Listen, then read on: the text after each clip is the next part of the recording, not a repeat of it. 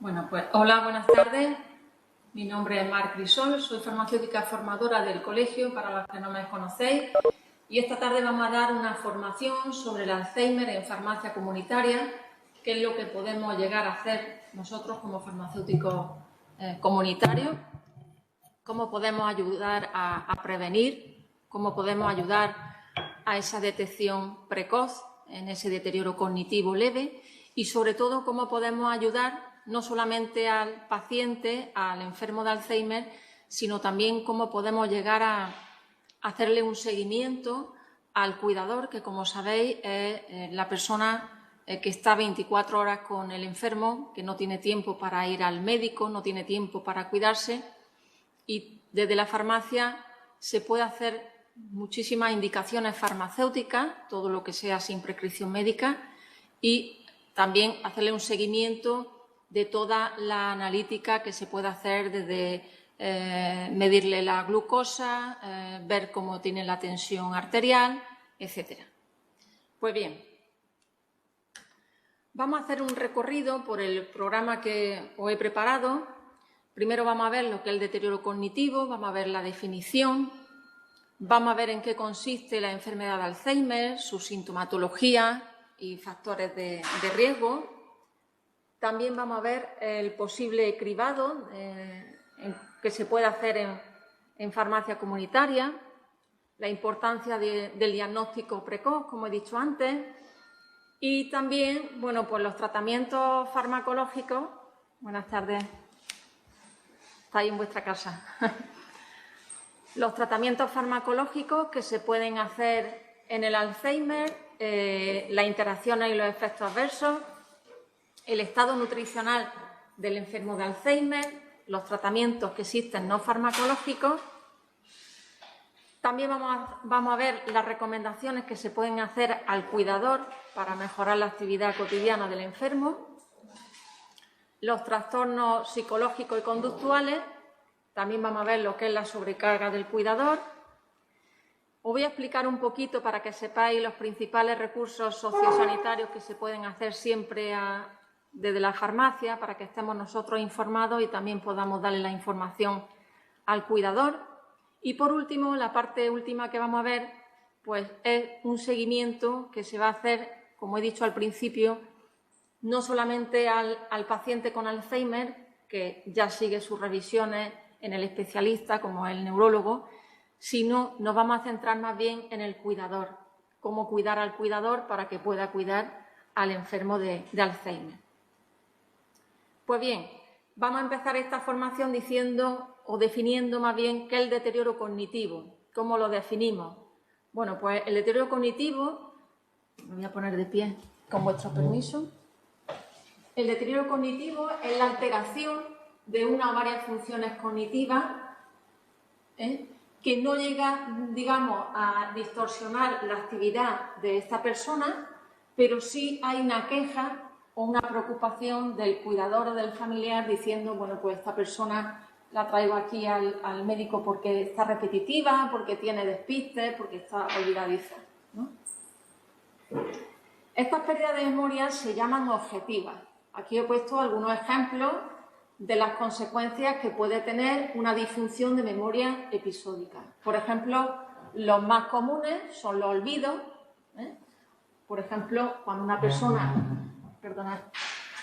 persona se olvida de una fecha, como puede ser un cumpleaños, un aniversario, cuando tiene un olvido de cómo se llama este objeto, bueno, que es familiar a su entorno, cuando hay un olvido de medicación, importantísimo, no hay adherencia terapéutica. Otro ejemplo de repetición, la persona está muy repetitiva, repite lo mismo en la misma conversación 2 o 3 veces o más.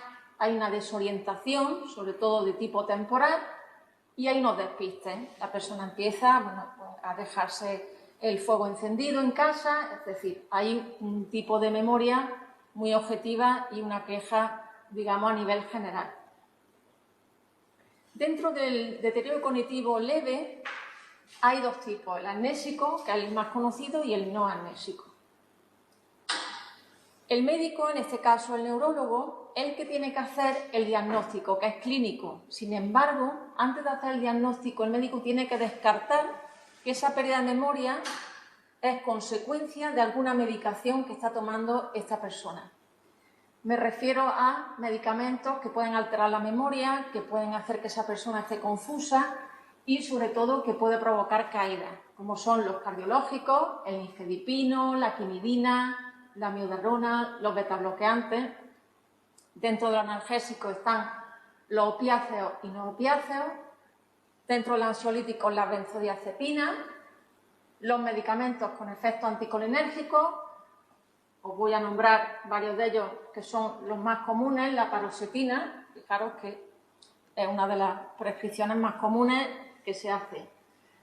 Y también, cuando el especialista va a hacer el diagnóstico clínico, también tiene que descartar que esa pérdida de memoria sea una causa de una alteración de la memoria episódica por alguna enfermedad, como puede ser una secuela de alguna encefalitis, un traumatismo craneoencefálico. También fijaros que, sobre todo, la malnutrición o la ingesta de tóxicos tiene que descartar que haya una depresión, una ansiedad, que es muy común, que puede ser que haya una pérdida de memoria. El alcoholismo, el infarto cerebral, etc. Ahora vamos a ver qué es la enfermedad de Alzheimer, qué síntomas fundamentales tiene esta enfermedad y qué factores de riesgo hay. Pues bien, la enfermedad de Alzheimer es una demencia que ya sabéis que es degenerativa, progresiva, lentamente. Hay una alteración de esas funciones intelectuales, de esas actividades que esa persona hace diariamente. Hay unos cambios, sobre todo en el estado de ánimo. La persona pasa de estar irritable a estar de buen humor. Hay unos cambios, unos altibajos emocionales. Y, por tanto, se acompaña, sobre todo, al llegar a la fase moderada, que es la segunda fase del Alzheimer, va acompañada de unas alteraciones, sobre todo de conducta, ¿no?, psicóticas. Pues vamos a ver ahora, en esta imagen, podéis ver que esas alteraciones neuropatológicas se producen en la corteza cerebral, ¿vale? Si veis, en esta diapositiva, en la izquierda vemos cómo están limpias las neuronas y, sin embargo, cuando ya está diagnosticado el Alzheimer, las neuronas ya están con esos ovillos neurofibrilares y aparecen las placas seniles. Eso con una resonancia magnética se ve perfectamente. ¿Cuáles son los síntomas fundamentales del Alzheimer? La pérdida de memoria episódica, es decir, la persona tiene una dificultad para asimilar información nueva, es incapaz. Hay un olvido muy frecuente. La persona está desorientada, hay una dificultad, sobre todo para el cálculo. Una persona que, por ejemplo, se ha dedicado en su trabajo a ser contable, de pronto pues no sabe calcular o hacer una suma. Sobre todo, le cuesta ponerle nombre a las cosas, como he dicho antes. Y hay una reducción de la iniciativa, es incapaz de tomar decisiones en muchos momentos. ¿Y cuáles son esos síntomas que son esenciales? Pues, como sabéis, la pérdida progresiva de memoria, la alteración de otras áreas de función cognitiva, como puede ser alteración en los pensamientos abstractos, en el juicio, sobre todo en la visión visoespacial, en el lenguaje, le cuesta mucho expresarse.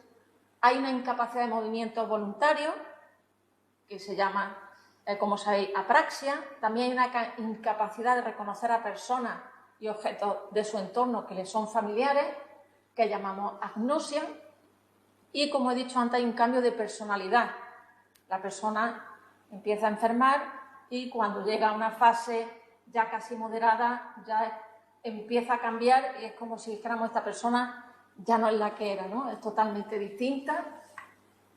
Hay un aumento de la pérdida de memoria a corto plazo, incapaz de asimilar, como he dicho antes, información, de aprender algo nuevo. Puede estar afectada la comprensión, no comprenden, hay que hablarle claramente, de manera concisa, como si habláramos incluso con niños de 5 años. Hay unas pérdidas de las habilidades, de las capacidades que esa persona antes era capaz de hacer. Perdón. Y hay una pérdida progresiva de la autonomía de las actividades diarias, de vestirse, de ducharse, de comer, etc. Y como he dicho antes, puede ir acompañado de unos síntomas que son, digamos, los más peliagudos de esta enfermedad, los psicológicos y conductuales, que pueden aparecer en cualquiera de las 3 fases que presenta el Alzheimer, la leve, moderada y avanzada. ¿Por qué digo que son los más peliagudos, si me permitís la expresión? Porque hace que haya una sobrecarga en el cuidador y es, digamos, lo que hace que esa persona, el cuidador, no se cuide, no pueda tener tiempo para él o para ella, y hace a veces que haya un ingreso precoz en la residencia. Y también, como síntomas psicológicos y conductuales, tenemos que aumenta esa incapacidad funcional. ¿Cuáles son los factores de riesgo para el Alzheimer? Bueno, sin duda alguna, sabéis que a partir de los 65 años es cuando hay un declive, es cuando hay un deterioro a nivel cerebral. Por eso es tan importante, desde la farmacia, todo lo que podamos hacer para prevenir a la persona, que sepamos que por esa confianza o esa cercanía que tiene con nosotros, si sabemos que se va a jubilar, que mantenga esa actividad cerebral, que se apunte a clase de música, que haga algo, que no, digamos, y permitirme la expresión, de que no se quede para ir al Mercadona y poco más, sino que mantenga por lo menos un mínimo de aprendizaje. Aprender algo nuevo todos los días es muy bueno y muy recomendable por todos los neurólogos. Otro factor de riesgo muy importante en la mujer. Ya sabes que en la mujer es más, tiene más probabilidad de desarrollar Alzheimer que el hombre. También otro factor de riesgo es la historia familiar. Cuando en la familia hay algún antecedente, o sobre todo los progenitores han tenido esta enfermedad, bueno, pues ahí en los estudios de investigación se ve un 30, un 40% de posibilidad, aunque tampoco está muy claro del todo. Y otro factor de riesgo que fijaros que a mí me llama mucho la atención, que cuando una persona ya diagnosticada de Alzheimer, hay una posibilidad muy alta de que anteriormente esa persona haya padecido una depresión. No se sabe tampoco el motivo, pero sí es verdad que coincide bastante. Ahora vamos a ver, esto es muy interesante, porque como he dicho antes, nosotros de la farmacia comunitaria, como farmacéuticos comunitarios que somos, siempre podemos hacer una prevención, siempre podemos trabajar en concordancia con los médicos para hacer ese diagnóstico precoz. Nosotros no podemos diagnosticar, pero sí podemos ver en cualquier momento o detectar cualquier síntoma que nos llame la atención y delegar al médico.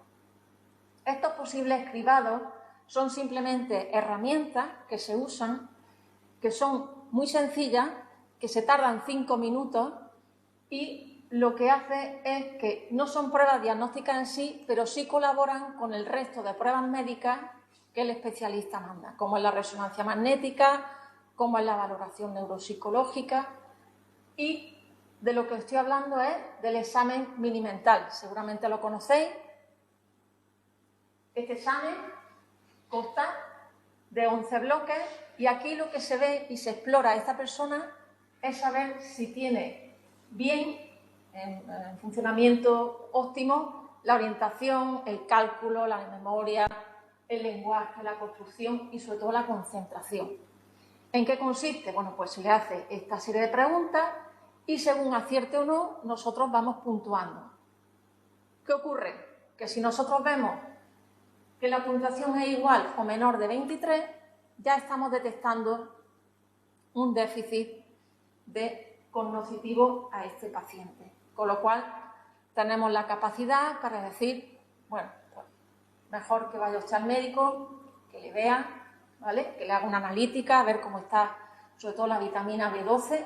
Es importante, que ya sabéis que cuando la persona llega a 65 o más años, la vitamina B12 baja. Es un indicativo que nos puede acercar a esa persona posiblemente pueda tener un déficit cognitivo.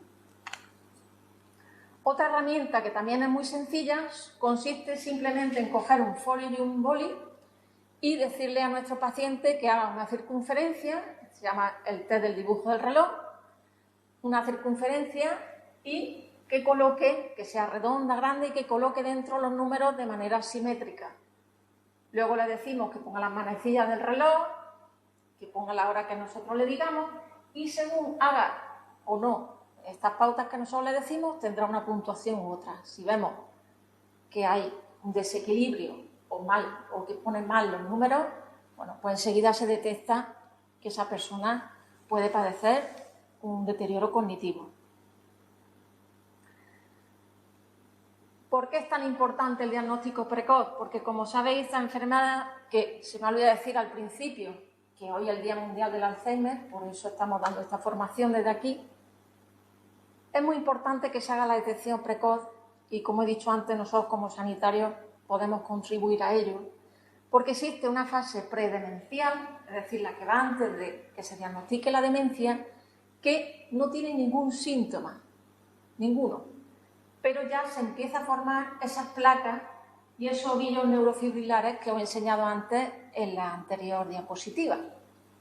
Seguidamente viene la etapa predemencial, que ahí sí es sintomática. Esa viene muy seguida de la anterior. Y ahí, aunque la persona todavía no tiene demencia, no tiene pérdida de autonomía porque sigue haciendo sus actividades, sí aparecen esos cambios muy sutiles en la corteza cerebral.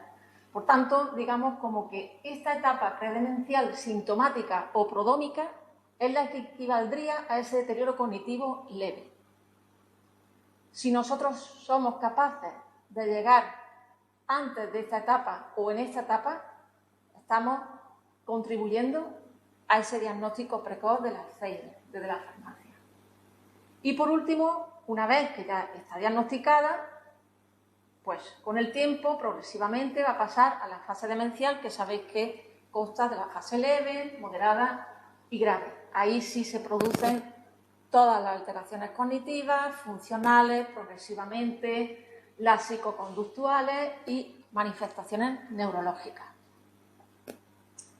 Por tanto, dentro del Alzheimer se puede hablar de tres tipos de diagnósticos: el preclínico, el precoz, que es la fase de predemencia, y el temprano, en caso de demencia leve. Importante hacer siempre el diagnóstico en estas tres fases. Si lo hacemos ya más tarde, no estamos consiguiendo que con el tratamiento farmacológico esa persona pueda estar más estable más tiempo. Como he dicho antes, en la fase preclínica, ¿qué ocurre? Pues ya se están produciendo esas alteraciones moleculares en nuestro cerebro, pero, y bueno, conlleva a que se inicie ese deterioro, pero sin embargo no presenta síntomas. Y aquí, si se detecta a tiempo, sí se podría instaurar el tratamiento farmacológico para que esta persona, digamos, como que ganemos tiempo y no sea tan rápido el deterioro. Por eso es tan importante que, aunque no exista suficiente evidencia para recomendar este diagnóstico, sea el objetivo: delegar al médico que la evalúe y que proponga un tratamiento. ¿Qué se hace ante la sospecha de un deterioro cognitivo leve? Bueno, pues como he dicho antes, se debe de realizar un seguimiento regular. Estas dos herramientas que os he enseñado se pueden hacer perfectamente. ¿Qué hacemos con esto? ¿Qué estamos contribuyendo con esto? Pues estamos contribuyendo a detectar que ese empeoramiento, que ese declive vaya más rápido. Lo vamos a hacer que sea como una meseta y que pueda mantenerse ahí más tiempo. Por tanto, cuanto antes se haga el diagnóstico precoz, antes la persona tendrá su tratamiento farmacológico y antes lo cogeremos a tiempo para que no vaya tan rápido. Vamos a ver ahora qué tratamientos farmacológicos existen para el Alzheimer, qué interacciones y efectos secundarios tiene esta medicación. Para el Alzheimer ya sabéis que hay dos tipos de fármacos. Por un lado están los inhibidores de acetilcolinesterasa, los IAC, ¿vale?, que sobre todo se suelen instaurar en la fase leve y moderada, es cuando lo prescribe el médico. Dentro de este grupo tenemos el donepezilo, ribastimina, galantamina. El más común suele ser el donepezilo. Se suele mandar que empiece la dosis con 5 miligramos al día durante 4 semanas hasta llegar a 10. La ribastimina empieza con 1,5 cada 12 horas, se aumentando cada 4 semanas hasta llegar a la dosis de 6 a 12 miligramos. Y por último la galantamina, que son 8 miligramos por día, y se incrementa cada 4 semanas hasta llegar a los 16 o 24 miligramos por día. Y luego tenemos el otro tipo de fármaco para el Alzheimer, que son los antagonistas no competitivos de los receptores de N-metil de aspartato, que es la memantina, ¿vale? La memantina ya sabéis que se prescribe para fase moderada y grave y se puede usar sola, es decir, como monoterapia, pero también se puede prescribir junto al OIAC, ¿vale?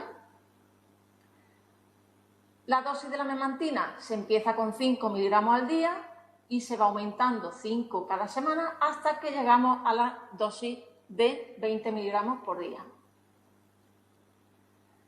¿Cuáles son los objetivos de la terapia? Bueno, pues que dentro del ámbito cognitivo, como he dicho antes, retardar o estabilizar lo máximo posible el deterioro de las funciones cognitivas afectadas, mantener esas funciones preservadas a lo largo del tiempo. Dentro del ámbito funcional, mejorar y mantener la calidad del paciente y sobre todo de su entorno, que es lo que más sufren. Dentro de los trastornos psicológicos del comportamiento, lo que se pretende es detectar precozmente estos trastornos emocionales de conducta y considerar cuándo estos trastornos necesitan tratamiento, dependiendo de si lo requieren, si son leves o son más agudos. Dentro del estado de salud y morbilidad asociada, controlar la patología existente y prevenir los problemas que se van uniendo durante esta fase. ¿Cuáles son las interacciones de estos inhibidores de la colinesterasa? Bueno, pues interaccionan fundamentalmente con los antipsicóticos. El donepezilo ha sido vinculado con el agravamiento de lo que son los síndromes extrapiramidales o el parkinsonismo, ¿vale? También los IAC interaccionan con los cardiovasculares, es decir, suelen producir bradicardia, los síncopes, se desploman en el suelo, entonces la asociación con betabloqueantes o antiarrítmicos también puede agravar este cuadro de bradicardia. También, si se asocia la digoxina con los inhibidores de colinesterasa, pueden producir cambios en la frecuencia cardíaca, también es muy común. También interaccionan los inhibidores de colinesterasa con los fármacos que tengan actividad anticolinérgica, ¿vale? Por ejemplo, los IAC consiguen aumentar los niveles de acetilcolina, como sabéis, pero los fármacos antimuscarínicos son los que bloquean que haya este aumento. ¿Cuáles son las interacciones de la memantina? Bueno, pues la memantina interacciona con los dopaminérgicos, anticolinérgicos, los espasmódicos, con los diuréticos, sobre todo la hidroclorotiazida y, ojo, con los protectores gástricos ranitidina y cimetidina, ¿vale? ¿Con qué está contraindicada la memantina? Pues con el dextrometorfano, importantísimo, con la ketamina y amantadina, ¿vale? Porque actúan sobre el mismo receptor. ¿Qué efectos secundarios, efectos adversos tienen los inhibidores? Bueno, pues como efectos adversos son gastrointestinales casi siempre, náuseas, vómitos, diarrea, pero con menor frecuencia sí aparecen, y señalo estos porque son muy comunes, la bradicardia y el síncope, aunque también puede acompañada trastornos del sueño, incontinencia urinaria, dolor abdominal, pérdida de peso, anorexia. Como sabéis, son leves y son dosis dependientes, es decir, los IAC suelen prevenirse todos estos efectos secundarios dándolos desde dosis menores aumentando a dosis mayores, como hemos visto, ¿vale? Progresivamente, poquito a poco. ¿Para qué? para que sean más tolerados. Los IAC están contraindicados cuando existe un asma, una EPOC, arritmia, ojo, excepto la fibrilación auricular, cuando hay antecedentes de síncope, cuando hay una hipotensión, una bradicardia, retención urinaria y también hay que tener precaución cuando hay insuficiencia renal o hepática. ¿Cuáles son los efectos adversos de la memantina? Bueno, pues los efectos adversos también de tipo gastrointestinal, náuseas, vómitos, también puede haber mareos, confusión, cefalea, fatiga y alucinaciones. No presenta contraindicaciones y hay que tener precaución cuando hay una retención urinaria, una insuficiencia renal o alguna epilepsia. Vamos a ver ahora otro apartado del paciente que es enfermo de Alzheimer, el estado nutricional. ¿Qué podemos hacer? ¿Qué podemos recomendar desde la farmacia? Bueno, sabéis que existe un riesgo de pérdida de peso que se asocia fundamentalmente cuando esta patología está ya progresando demasiado. Estamos llegando ya a la fase última, ¿no? Esto te puede indicar, si hay una pérdida de peso superior al 5% en un año, bueno, pues nos puede indicar que esa persona ya está, digamos, en un predictor de mortalidad. Como he dicho antes, la pérdida de peso está relacionada con esa severidad de la enfermedad y, ojo, aquí es importante porque aquí es cuando más carga y más estrés tiene el cuidador. Los factores que influyen en la disminución de la ingesta, como sabéis, va favorecido porque esta persona, el paciente, no tiene sensibilidad al gusto, por las alteraciones del comportamiento, pero sobre todo por las dificultades que tiene para tragar, la disfagia, ¿no? Primero aparece la disfagia en líquidos y posteriormente a sólidos. Ahí tenemos que desde la farmacia siempre indicar espesantes, toda la nutrición que tenemos para estos enfermos, que puedan ayudarle a mantenerse con una nutrición mínima, pero que le ayude a esa disfagia que presentan.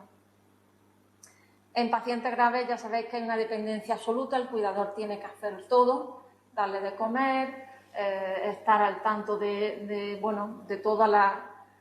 todo el proceso que conlleva nutrirlo, ¿no? La deglución, que esté todo bien,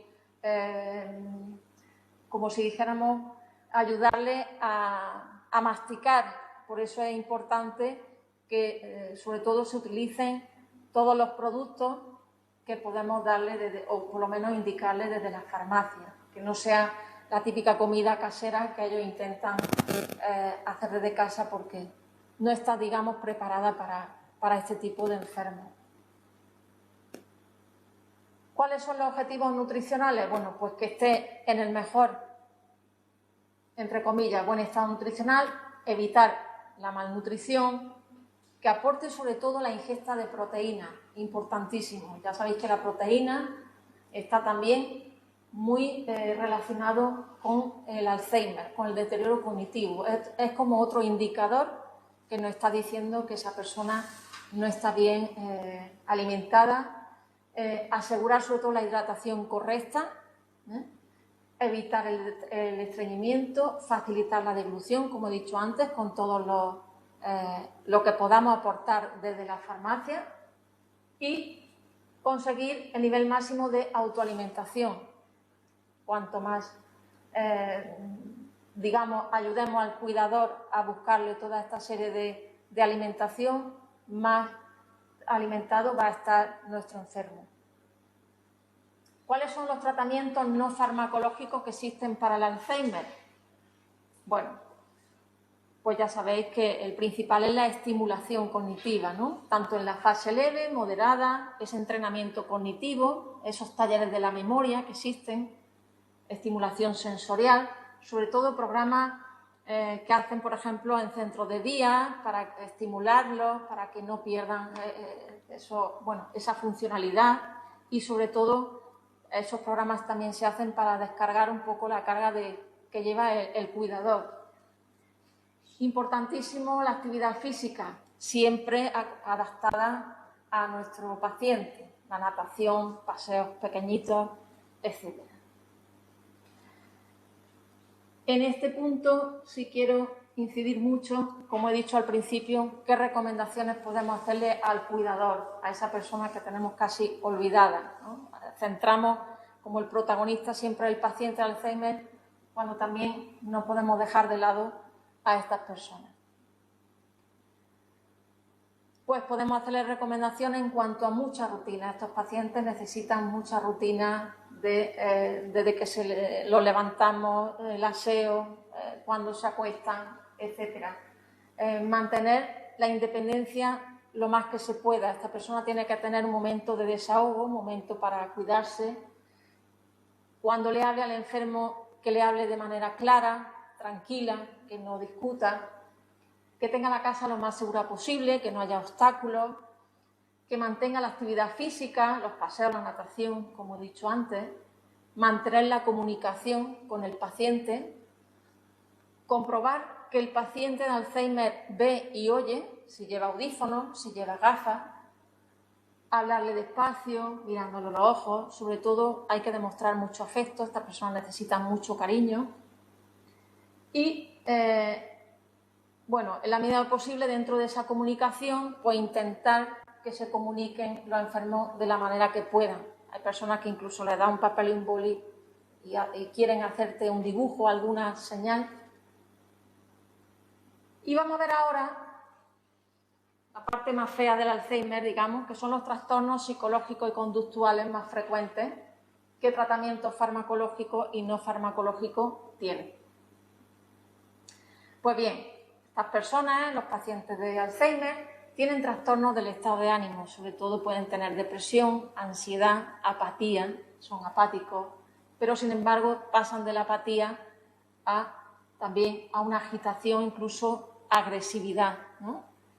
Que eso es lo que más, digamos, la parte más fea, porque es cuando el cuidador se ve sobrepasado y no puede hacer nada, ¿no?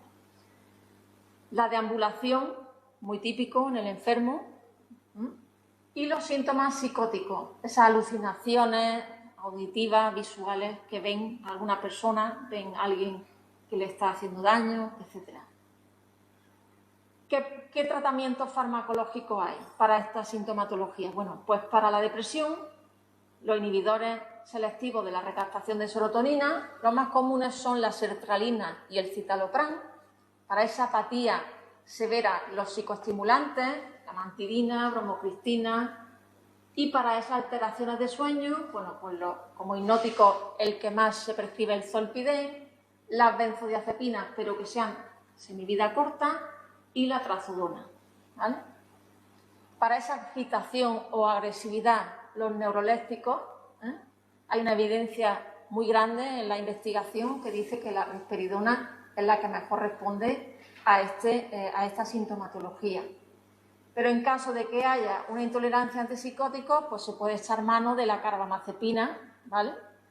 Y cuando hay una ansiedad, el tratamiento farmacológico suele ser la olanzapina, de 5 a 10 miligramos por día.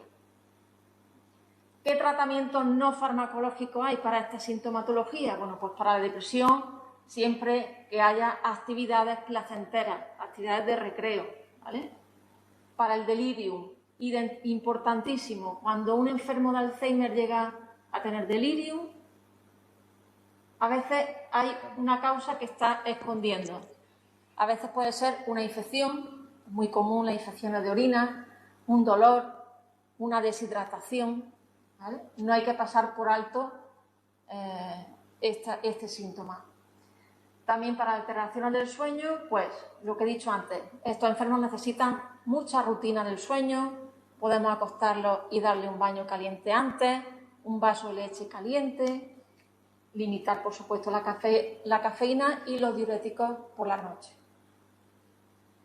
Para esa ansiedad, esa agitación, bueno, pues tranquilizar, no gritarle, no intimidar, ¿vale? Darle un masaje terapéutico, etc. Y ahora vamos a hablar del cuidador, de esa sobrecarga que lleva, que simplemente esa sobrecarga es una consecuencia derivada de la atención que tiene sobre el paciente 24 horas.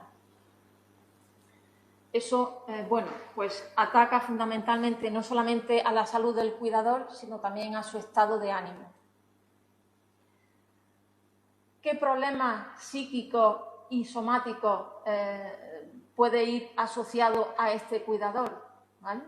Pues normalmente hay una disminución de sus defensas, no se cuida por el estrés que tiene, hay un incremento de infecciones, pueden producirse a veces cefaleas de tipo tensionales, de no dormir, de estar siempre atento a ese paciente, puede tener una patología cardiovascular, a veces puede presentar una hipertensión arterial leve y como consecuencia psicológica, bueno, pues puede desarrollar un poquito de ansiedad, depresión, sobre todo aislamiento, se aísla de la sociedad, incluso disminuye su cuidado personal y también aparecen lo que es los trastornos del sueño y sobre todo el abuso de psicofármacos, ¿no?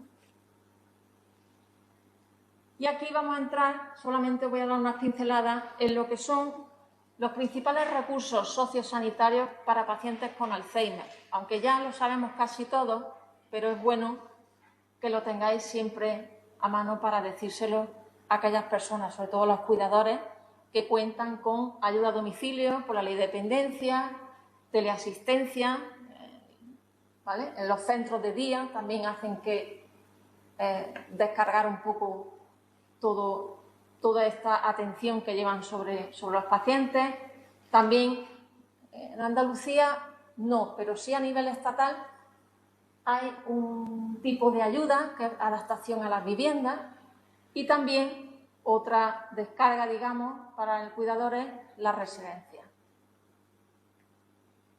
Y ahora, por último, de esta formación, sí quiero hacer hincapié en que al cuidador, cuando venga a tu farmacia y te pregunte a ti qué me das o qué me pasa esto, que no duermo bien, que tengo un poquito de ansiedad, que cualquier, pues no sé, lo que hemos dicho antes, esas cefaleas que le aparecen, esas alteraciones emocionales, pues siempre intentar hacerle un tipo de indicación farmacéutica, que sean tratamientos farmacológicos que no necesiten prescripción médica, pero que le ayuden, o por lo menos a paliar un poquito en cómo se encuentra.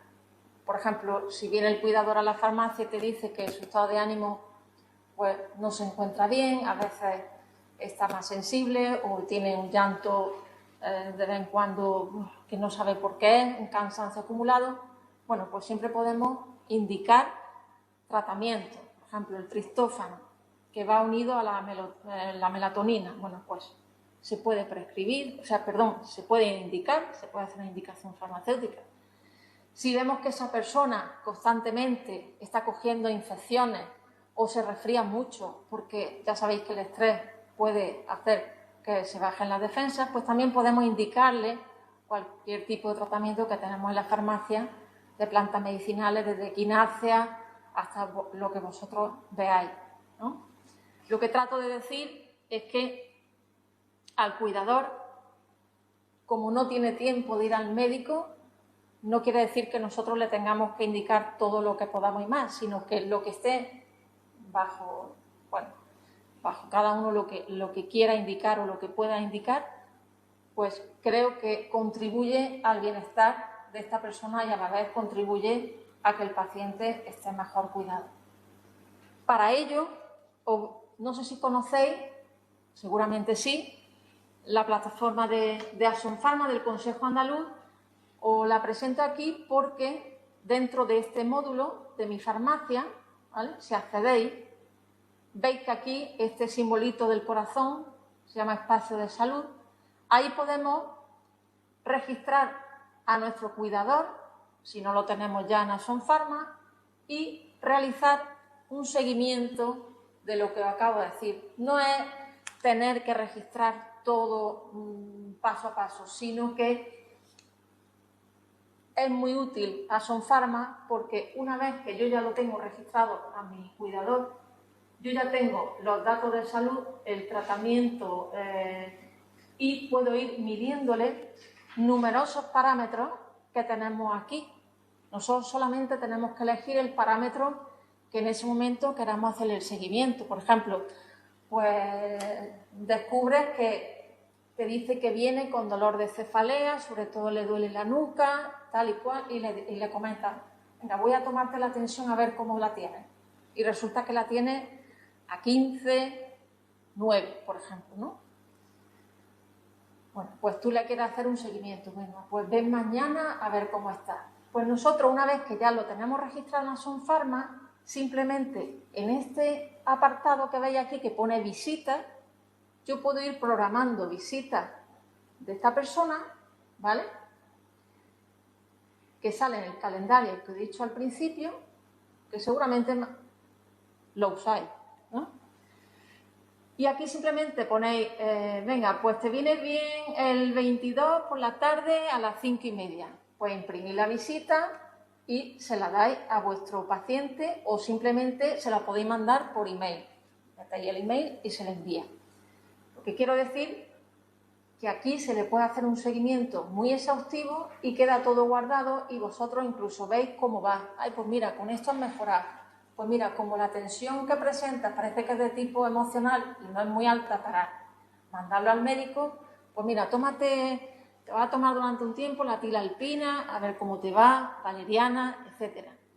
Pues ahí podéis echar mano, digamos, de este tipo de herramientas que os van a ayudar.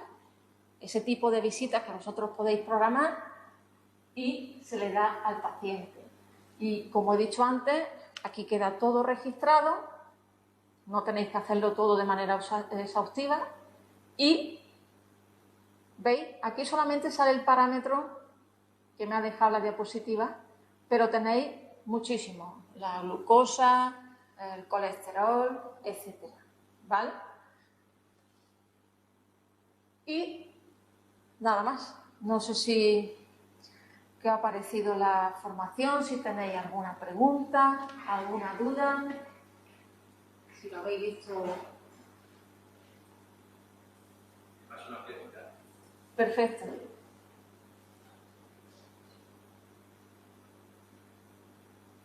A ver, que me van a pasar una pregunta. De todas formas, si mientras me queréis preguntar vosotros.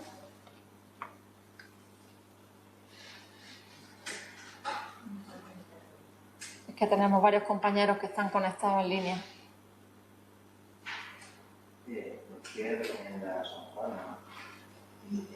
Bueno, ¿por qué recomiendo a Son Pharma? Bueno, recomiendo a Son Pharma porque es muy intuitiva, muy práctica, no lleva tanto tiempo. Como sabéis, como Nodofarma, no tengo nada en contra de Nodofarma, pero a Son Pharma es más intuitiva, no requiere tiempo y sobre todo porque lleva una cosa que no lleva Nodofarma. Son Pharma lleva lo que he dicho, las visitas, podéis programarlas, la agenda que tenéis aquí. Parece una tontería, pero esta herramienta es muy útil y sobre todo lo que es muy útil y no quita tiempo para nada son los parámetros que vosotros podéis cliquear y decir solamente la glucosa, el colesterol, lo que vosotros queráis. Exactamente. Y de esta manera se hace de manera muy sencilla, no tienes que registrar ni preguntar al paciente cómo estás, qué te tomas, qué no te tomas, sino directamente ya te lo coge todo y se te queda grabado. ¿Vale? Que no es por nada, sino por la sencillez.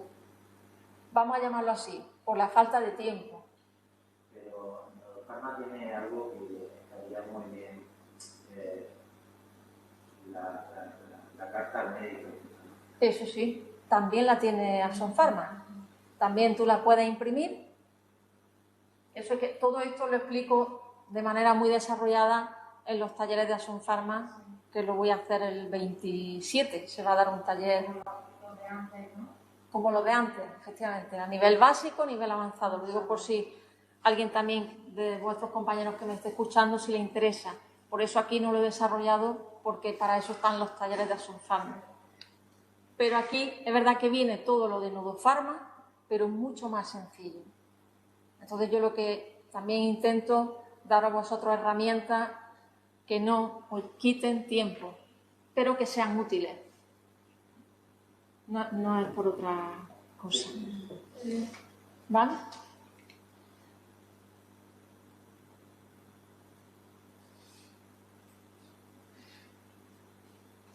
Vale, me dice María, con tu permiso María lo voy a leer. Buenas noches, tengo una pregunta. Mi abuela tiene esta enfermedad y últimamente nos pregunta mucho por mi abuelo que falleció hace 20 años. En este caso, ¿qué debemos hacer? ¿Decir la verdad? Bueno, es una pregunta fuera de lo... Pero bueno, o afortunadamente o desafortunadamente tengo experiencia en esto y bueno, pues te puedo decir que lo mejor en estos casos es... Yo te digo lo que yo hago. Yo no digo la verdad porque no voy a sacar nada en claro. Quizá le voy a hacer sufrir a esta persona, con lo cual, con que cambie de tema, con que la distraigas con otra cosa es suficiente, ¿vale? No sé si... Sí, ¿verdad?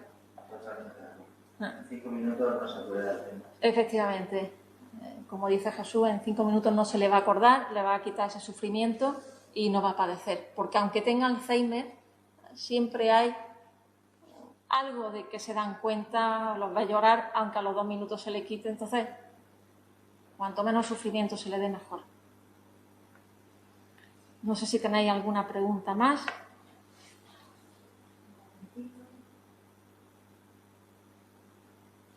Venga, Ana María. Y mucho ánimo.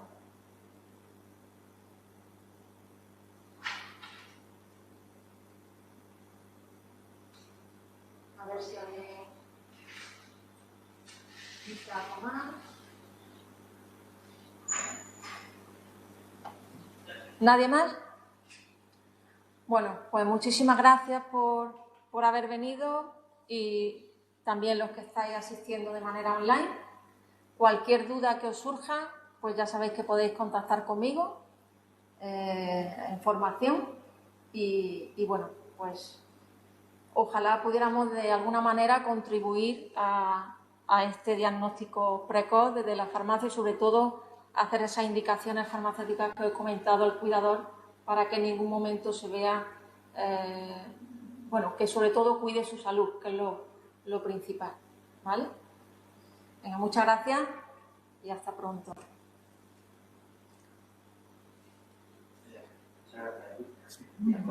Gracias a vosotros, ¿vale? La verdad que hay bastante gente online. Nosotros